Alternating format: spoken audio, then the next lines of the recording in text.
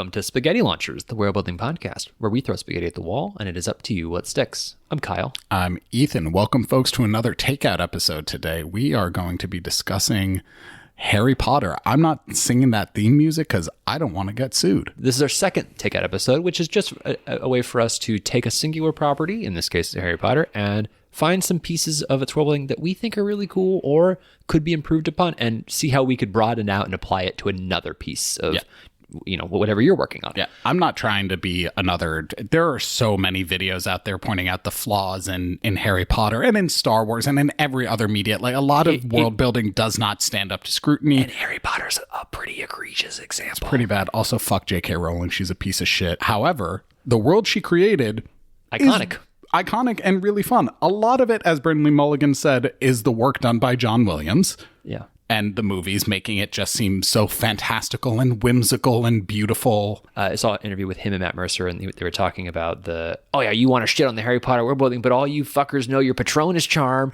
and your Hogwarts house. And I was like, yeah, that's a good point. That's great world building. Absolutely. Those are iconic, and they do not, there's so much of this world that doesn't stand up to scrutiny, but we all know about it, and that says something. So completely. Let's take some of the cool ideas that she does have and talk. And we have given it praise plenty of times in the past, and we've also shat on it many times in the past. So, and we will continue to do so. So with great relish on both accounts. Do we want to talk a little bit about some of the cool little nods we want to give, or do we want to just get right into the things that we So after we've just said all this thing about not shitting on it, there is one thing that I thought was fucking hilarious when I was prepping for this. I was watching some, bouncing around YouTube and looking around different videos about what cool stuff is out there in Harry Potter, and of course I came across one from Brennan where he's talking. Someone asked him, he asked someone what's the greatest, the most powerful form of magic, and someone says friendship. He's like, friendship? Are you fucking kidding me? No. What are you? It's chronomancy. It's chronomancy. He's like,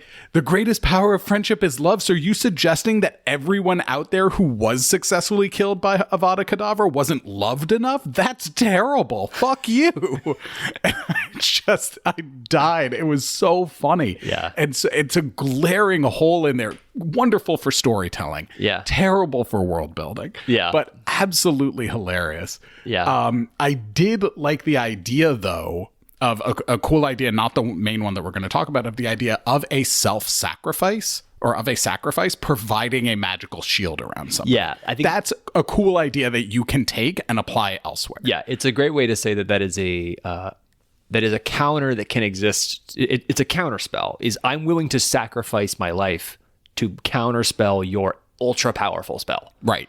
And save my party. Yes. Or save my loved one or save whoever. Right. And that's obviously great for storytelling. It's the only reason Harry Potter exists as a franchise is because of that moment.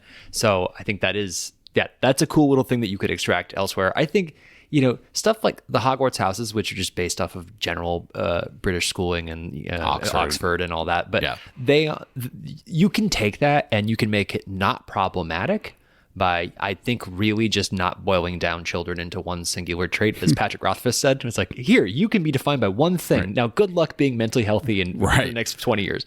I think if this is tracking, and if you stop making Slytherins just evil by default and just saying, well, we'll just make sure we stereotype. That's kind of all the Hogwarts houses do, but they are really cool, the Hogwarts, the house common rooms, the robes, the colors. There's so much that feels so... The cult mentality. Oh, we love a cult. We love a cult. We're Americans. We're run by a cult. The vibes of that are so good, and you can kind of you can use that in any way, but that's based off of just general houses of the world. But I don't know. There's a lot that's really lovely in their world building. It's very cozy. It's super cozy. It's the cottage core of world building. And I think outside of Studio Ghibli. And I think that's why its world building is so thin, is because if you made it fully fleshed out, the coziness wouldn't exist. Yeah, it's large because it exists. If you adopt Brandon Sanderson's view of hard versus soft magic systems, which is the strength of the hardness of a magic system, is determinant on its ability for characters to use it to solve a problem. I think the same principle applies to world building. Like, people are not trying to use the very specific nuances of the world in Harry Potter to solve problems. Yeah, because they don't solve any problems. At Famously. All. They literally, their entire thing is just like, let's just stay secret. World War II very much still, I mean, like, it doesn't. They're like, oh, genocide? No. Meh. We're not going to deal with that. Meh. Literally would take 2 seconds to solve. We have moved into slightly shitting on it. But the point is that, yes, I think cozy is completely accurate. I think it gets because I was just going to say vibe space, but what are the vibes? They're cozy. They're cozy vibes. Yeah. There's a reason we all watch it at Christmas. I also think the Thestrals are fantastic. They're phenomenal. We talked about them recently. We did. I can't remember on what episode or what brought them up, but I just want to I just want to reiterate my love for them. Cool. All right. Tell me, what is the thing that you want to take? What's the takeout you're ordering from Harry Potter? I want to talk about a very small, I want to take something real small and draw some very large conclusions from it. I want to talk about Sectum Sempra. The spell that Harry finds in the Half-Blood Prince? Correct. That Snape invented. Okay. Because he said Sectum Sempra for enemies in the book. That was the phrase. Yeah, and he uses his own enemy not knowing what he uses it on Draco, not knowing what the hell it was going to do, and then it turns into this invisible knife thrower. Which was pretty fucking Which was great. Metal.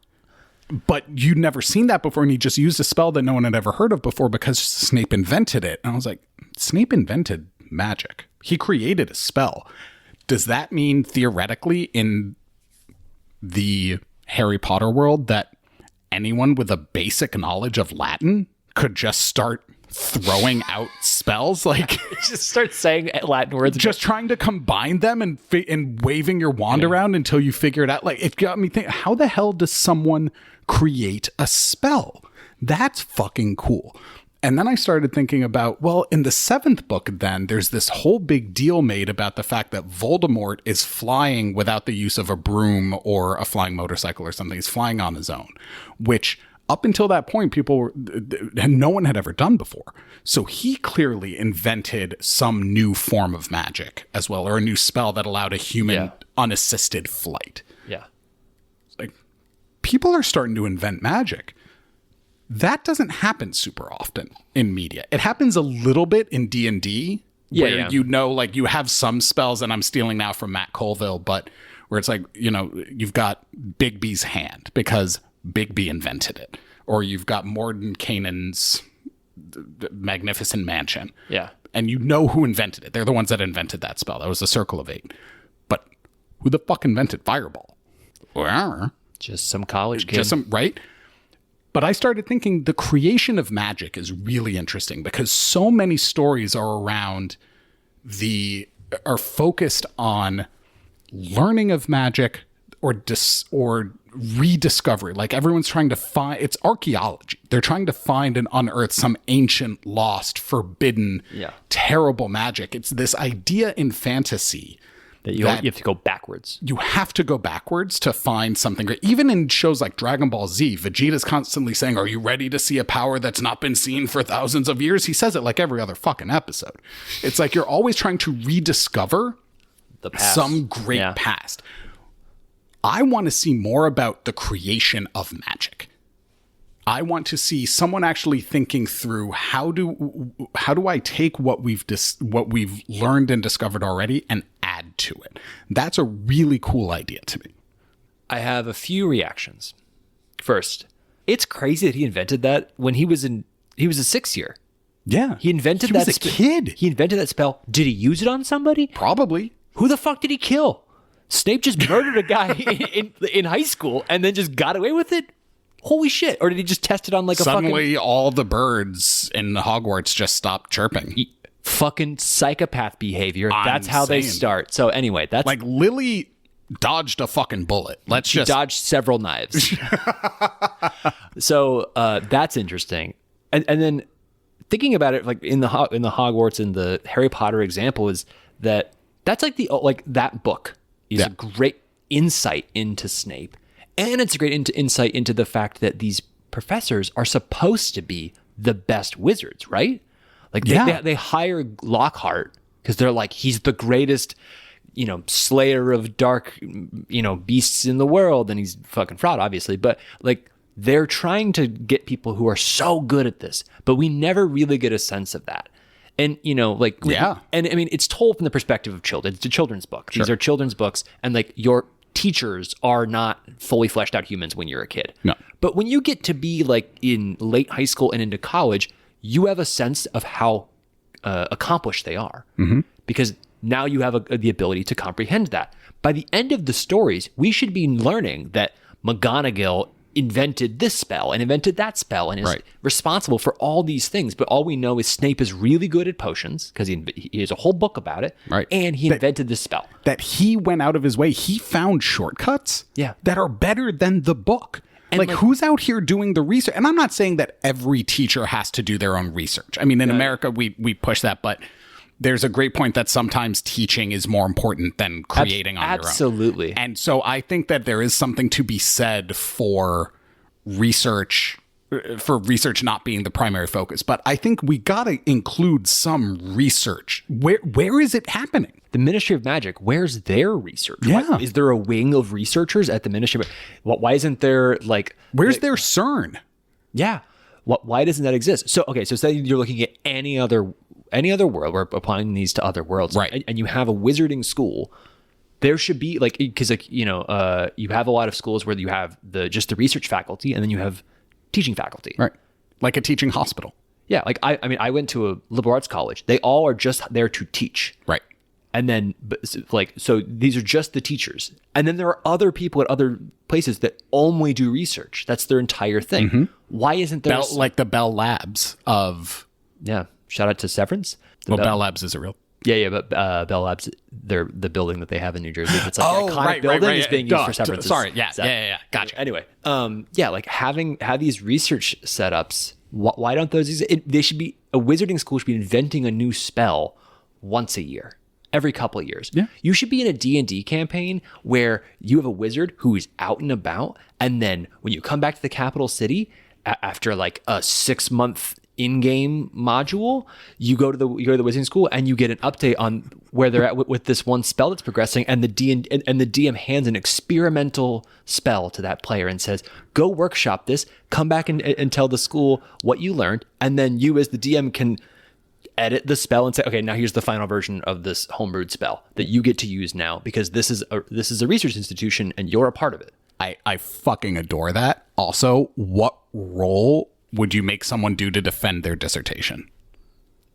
Oh, I feel like it has to be persuasion, right? Or is it arcana? No, because you're just persuading a bunch of other academics to not be an asshole. secondary stats for wizards has to be charisma? Yeah. I don't know. I think you go one or two ways. You have to really be good at arcana or be pretty good at persuasion. Like, I think you roll on two. You roll on both of those axes. Yeah. But it's that type of thing. And I think I touched on this in one of our previous episodes where I was saying, I want full on. In the real world, in an ideal state, a bachelor's degree means that you have mastered the basics of some area of knowledge, right?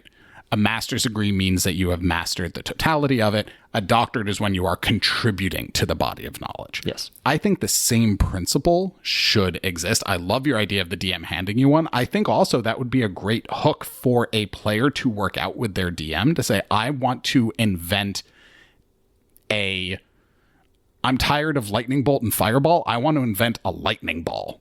Yeah. And like, you have to go out there to figure out how to do it and work with your DM to come up with that.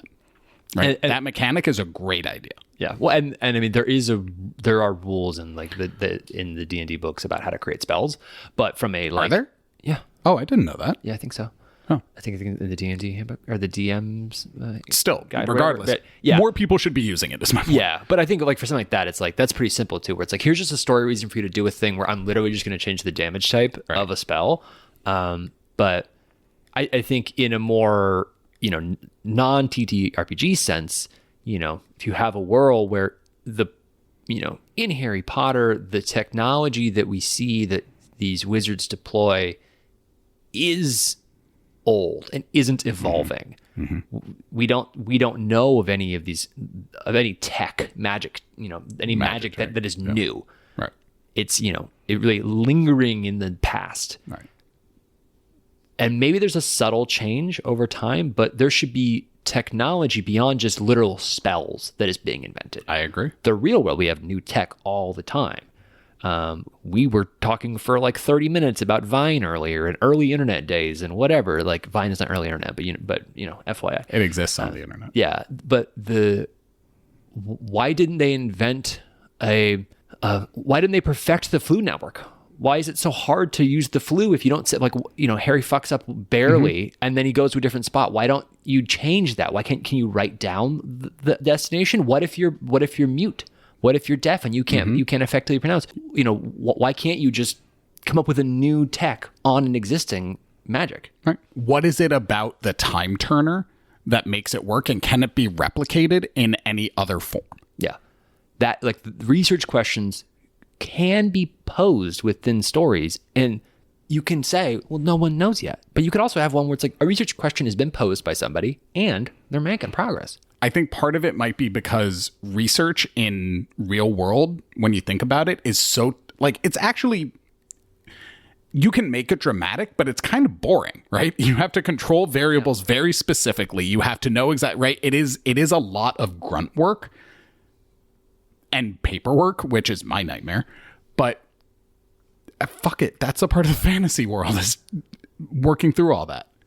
You could have had at some point in the stories, maybe early, they go to Diagon Alley. When they see Lockhart doing his book signing and to introduce him as a character, same time you could go to another store and you can see Snape publishing a book of new potions. Yeah. Because we know he makes potions, and show that these people are reputable and good at their jobs. Yeah. And it's not like he's not prolific, but he's worked on this for a couple of years, and I'm contributing, and it can be a throwaway. You can even just go through and just have a book on the shelf where it says Severus Snape 50 new potions, and just that's it, and just never talk about it, but just showcasing that there is some level of progress and innovation in the magic, and it doesn't have to be in the face and it fully because you don't having to explain it and come up with so much hard magic to show its evolution. That's hard, but just have a book in the background. That's easy. Two things. One, Snape actually absolutely seems like the type of person who, if he were to do that, would just be 50 potions by Severus Snape. 50 more potions by Severus Snape. Yet another 50 potions by Severus Snape. 50 potions more. What's the 50 Shades of Grey title? Oh, 50 potions, 50 potions potioneer. Yeah, something like, no, that's too whimsical for him. No. But I think that's very funny.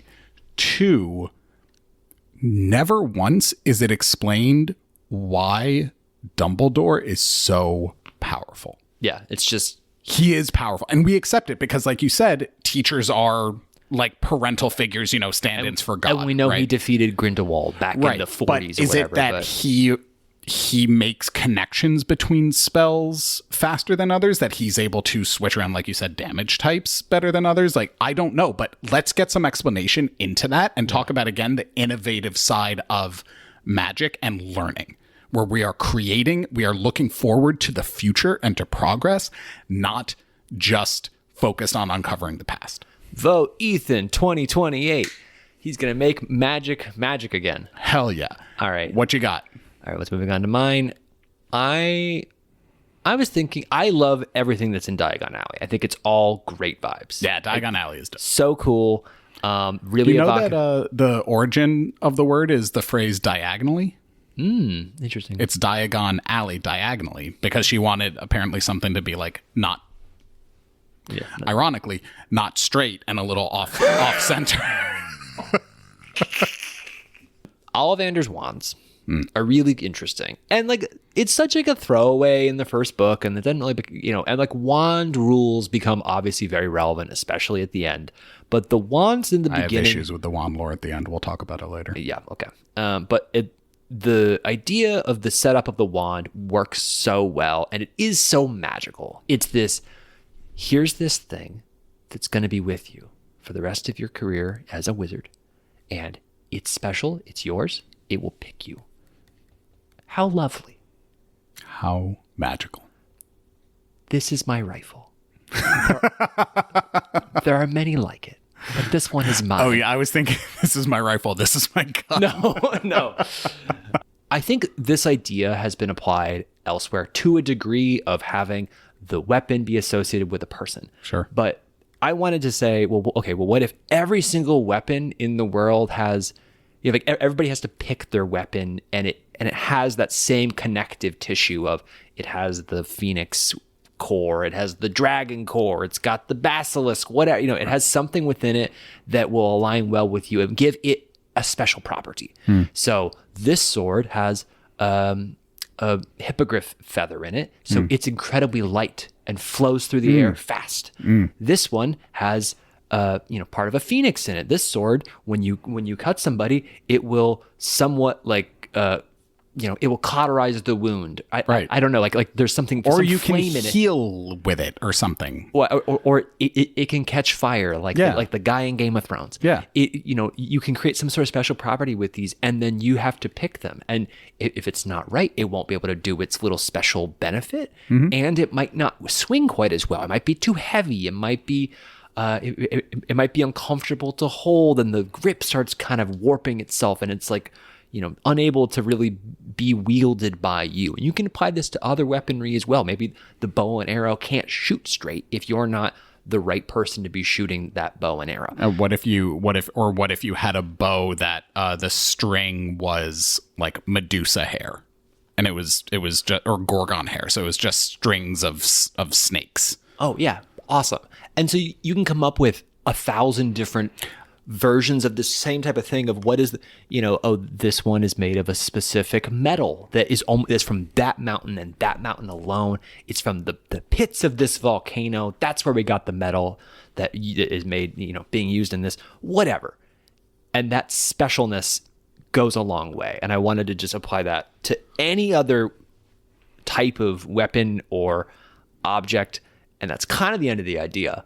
But it's a great idea. I think it reminded me, I think in the Forgotten Realms D&D world, I think one of the reasons, so the Githyanki have those, very famous silver swords that also do psychic damage. I think that's because they contain like elder brain nerve endings or something like that, or brain stem of a mind flayer, and that's why that's part of the core of the. I think that's. I could be wrong. I don't care if you're wrong. That's canon now. Yeah, right. Like that's fuck cool. you, wizards. Come at us. Right, that's like canon. That's cool. They will send the Pinkertons after us. That's true. You're fine, wizards. You're fine. No, you know what? Fuck it. Send the Pinkertons. Don't send the Pinkertons. Don't send them to Kyle. I'll deal with them. I think that idea is great. I love what something occurred to me about the magic of Harry Potter, of the world of Harry Potter, when you're talking about, here is this wand that is specially chosen to me, right? Mm-hmm. It marks me as special just for reasons that I don't even understand. Yeah. Then I go to this magical school. Oh, here is your place in the world. Yeah. Here are your friends. This is who you are. This is your character. Yeah. That's the fantasy. Yeah. The fantasy is I'm special and I know my fucking place in the world, and it just eliminating all societal and existential dread. All right. I think you're slightly projecting here. Shut up. But I don't think that's what makes it special, because I think that's just capturing what it is to be a kid. No, I think that's my point. Yeah, at the beginning of school, like I remember the backpack, going to get the new backpack for the year and getting new notebooks, and then you'd show up on the first day of school, and it was all so exciting on that and then you had your friends and you had your class, and you're like, okay, everything makes sense for a year. Sure. And then eventually, it doesn't. We've entered the age where that's the age of cynicism. I think to your point, what she captured really well with the specialness of the wand and all that is that feeling of first day of school, back to school shopping on steroids. Yeah. It is distilling that sensation for a child and for an adult who's being nostalgic. It's distilling that down to its purest form. And so what I think a cool way to take this and apply it to another story would be, let's get into attunement. Okay. Attunement's great. All you need to attune to something in D&D is Time. a short rest. Yeah. I actually thought the D&D movie did a great job of showing that you have to go through some type of personal self-discovery to attune to this magical thing. But that, I think, is a great way, because yes, it would be, I love what you're saying. I think now every weapon that I make will have some sort of fantastical creature. I think magical crafting is dope. Everyone should lean into it more. I think having a weapon that is, even if it was not built especially for you, I think having, let's zero into what it means to be aligned to and comfortable with a tool, right? Where they say, oh, an expert swordsman, the sword is an extension of your arm. You're not even aware you're holding a sword, right? What does that process of attunement look like for your main character, for any of your characters, any of your party members, to actually bond to a weapon and align to it and sync with it? What does that mean? What does that look like? I think that's a question for the listener. Yeah. Yeah, I don't think... But that's what I'm putting on them. Yeah, it's yeah. like in the Harry Potter world, we saw it, right? Yeah, it's... Yeah, I don't really have a reaction to that other than you think about that, people at home. But you made a point there that I think is interesting that I want to go back to, which is the idea of that it's not made specially for you. And the wands weren't made specially for anybody. You showed up. They were just made. They were just made. Yeah. Who's making, shoes specially for themselves? You walk into the store and you try on shoes and then you walk away with the shoes that work for you. Why aren't they doing that with swords? Why aren't people going into an armory, go into the blacksmith, and then they pick up the swords and they really try it, and they really, rather than just being like, oh, that looks nice. Oh, it's got a good weight to it. Good enough. Really try it. Like give it a shot. Yeah. I don't know. No, I hear you. And I think that gets into this idea of attunement, which is, I remember when we were playing in your campaign, I was seeking, I wanted plate armor, right? And I ended up just buying some plate armor that I could find off of somebody, right? But what if I put it on and you're like, oh yeah, that one isn't, it's not even that it's not attuned to you. You don't vibe with that armor for some reason, and so it weighs twice as much for you. Yeah. Doesn't work. You gotta keep searching. Yeah, interesting. You gotta find another thing that will vibe with you, right? Like that's the whole part of the Ollivander scene in the first book, is he's got to try all the different wands and they explode or they do the wrong thing, or let's say maybe you try out a Holy Avenger, but it starts doing necrotic damage instead, and you're like, this is clearly not meant for me. Yeah. Like I am on the wrong path with this one. Yeah. And before we conclude this one, I want to give you a time to quickly comment on the end of the movies and its wand logic. It's bullshit. Yes. Quite frankly. It is a Deus Ex Machina, because she realized, I suspect that she realized towards the end of the book that she couldn't have Harry Potter be a killer. Because she was setting them up to killer, Harry. Yeah, I'm a what? I'm a what? She was setting them up to fight to the death. She says it with the prophecy. None may live while the other, whatever bullshit she says. Yeah.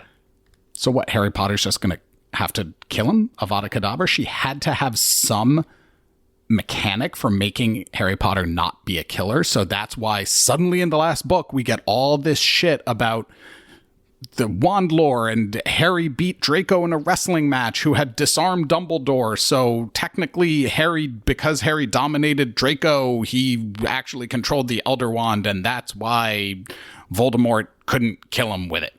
Like, what the fuck? Like, Harry, pull the trigger, man. Pow, pow. It's a net good for the world. Yeah. Kill baby Hitler. Absolutely. Not even. He's alive. He's fully living. Just kill Hitler. True.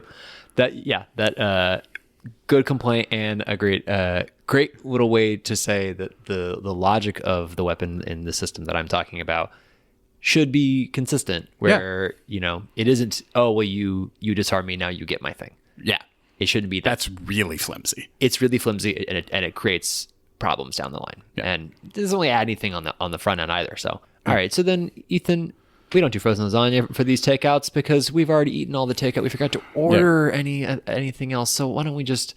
What's stuck for you? Whoa, what's stuck for you? Jinx, you do it. All right, I go first.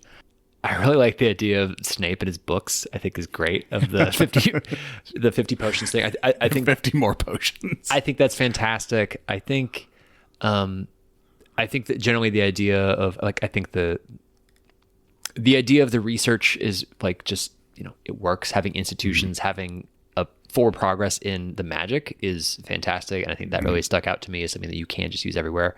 And I really like we talk about kind of the feeling of what it is being at Ollivanders and what that represents. I think that sticks out to me just as a great, a great example of a good scene. She knew her audience writing that first book. There's a reason she's a billionaire. Right. Absolutely. Tax the rich. Yeah. What's stuck for you? I think that idea of flipping the script by not having a fantasy world that's obsessed with the past. Matt Colville has a whole fantastic episode on dead empires, right? What about the future empire? What about the future empires, right? Yeah. What about the future magic creation and innovation? It is just being future facing in these worlds, I think, is an interesting shift, and one that it's harder to do. It's harder to do because it's harder for anyone to imagine the future. Absolutely. And chasing innovation is difficult. Chasing, from a story perspective, it's easier to chase, well, I'm looking for this historical MacGuffin. Right. Rather than I'm looking for a future MacGuffin. Right. That doesn't exist yet. Yeah. Right. It's so I have to create it. It's very difficult, but I think something that could be worth the effort. I gotta say, I love the idea that you said about let's get into why different weapons or tools will do different things. Yeah, because of the core is different. Of the core and the crafting. Get into that, man. Get really... don't just say it's enchanted and it does fire damage. Say that it was made with phoenix ashes are embedded and you can see the speckles of the phoenix ashes in the blade, and whenever it's on fire, the blade starts to the ashes start to light up again, and then they each spark individual flames. Then you swing it and you can see the flames, and then they go out. It's popcorn world building, and everyone would it works. Lose their minds for that shit. It's the small details, so much man. fun. It's a small detail. It's so much fun. And now you also said something, I don't think you were planning on saying it, but you said something oh, it's got a basilisk fang. Why aren't basilisk fangs a core for wands? They're hard to find. I think there's not a lot of basilisks. I think it's just they're dangerous. Oh, yeah, that's cool. But still, fun fact, the Elder Wand did have a core of thestral hair. I was oh, that's great. Because it's dead. Right. That's super cool. I just thinking about that fun stuff and really digging into the bestiary for ideas for weapons and tools, I think is great idea. Yeah, I agree. I really love that, and especially now that I'm thinking about the Phoenix Blade now, and then thinking about the other weapons and what they would look like and how that would forge, and that little moment, that narrative moment that you have of describing it to usually a player in a D&D campaign of what is this magic weapon that you now have and how it manifests. I think that is now what stuck for me. Yeah, is that the manifestation of that. Yeah, of the crafting. Of the crafting. Yeah. So anyway, well, that's what stuck for us. Let us know what stuck for you. Emails in the show notes. Please leave us a ranking on whatever subscription service you're using to listen to us on. Thanks for listening. Goodbye.